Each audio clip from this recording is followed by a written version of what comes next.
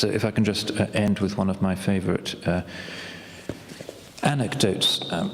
Inevitably, it's an Egyptian joke. It's about a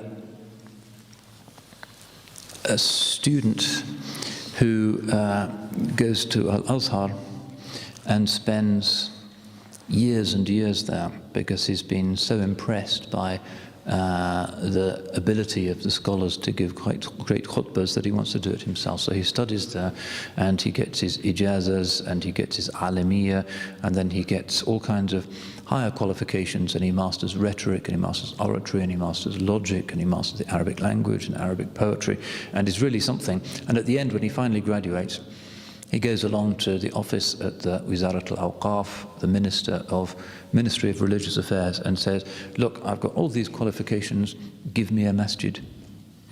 And they looked through all of their books to see what vacancies they have, and they said, well, you've come at a bad time, but there is just one masjid in this furthest village in Upper Egypt, and actually they do need a khatib.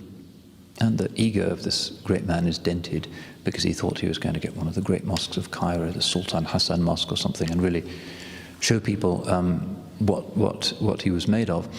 But a job is a job, so he goes off to this little dusty village in Upper Egypt with all the falahin, all the peasants are sitting there.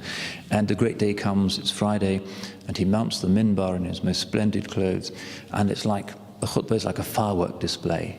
The most rare Arabic words and the most obscure poetic quotations and commentaries, and it's amazing. And the peasants are kind of sitting there and listening to this, and they're kind of not responding very well. But he sees at the back of the jama'ah that there's an old man who's actually in tears.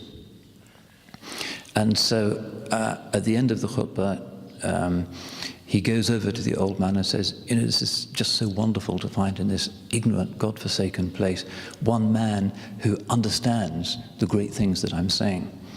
And the man looks at him and said, well, I wasn't quite sure what you were saying, Maulana, but this morning my goat died, and when I saw your beard moving up and down, I remembered my goat, and so I burst into tears.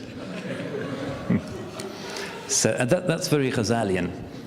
And this again is part of the beauty of what the Imam is telling us, because the most dangerous thing in deen is to be proud of ego, of self in deen, rather than just to be grateful that Allah subhanahu wa ta'ala has given us this perfect way of life and these clear and perfect aqa'id which give us our bearings, our configuration, our coordinates in time and space.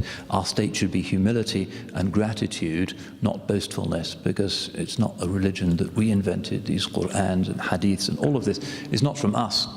We are merely the passive, grateful recipients. So this should always be the state of the ones who are called to convey Allah's message in every age, and woe betide the preacher or the alim or the scholar who confuses the greatness of religion with his own self, because that's the surest way to destruction. Barakallahu fikum wal afu minkum. Wassalamu alaikum wa rahmatullah.